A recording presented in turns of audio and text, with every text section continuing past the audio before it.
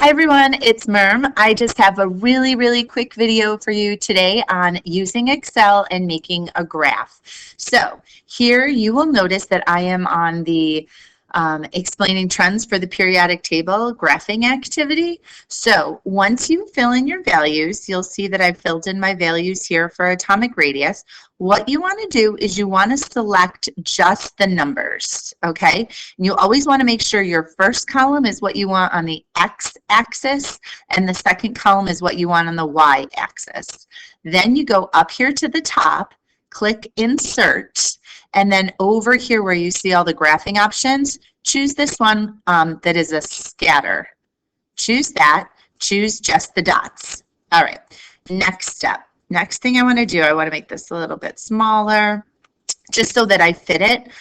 Because remember, you're going to be making this a PDF that you turn in, so you don't want it to go over any of the words, and you want it to be to the right of your data table. So right there. And then to the right, you'll see this plus sign.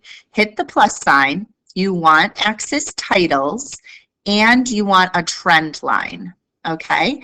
Then go in under axis title. This was my atomic number. And over here, this was my atomic radius.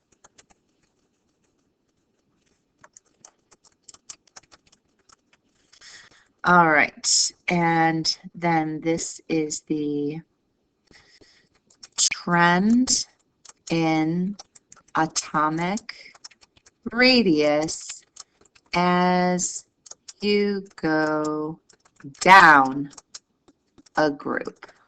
So it's really important to put that title on there because it allows you to look back later and say, what graph was this? Okay, this was the one where I was looking at the radius of an atom as you go down a group, and I see that the radius is increasing, which of course that makes a lot of sense. My radius should increase because each one has one more energy level. So if you have any questions, come see me. You should have no problem inserting these graphs, adding the trend line, adding the axis titles, and making all of your data very clear right in there without having to go through with a pencil and make your graphs. All right, have a great day. Bye.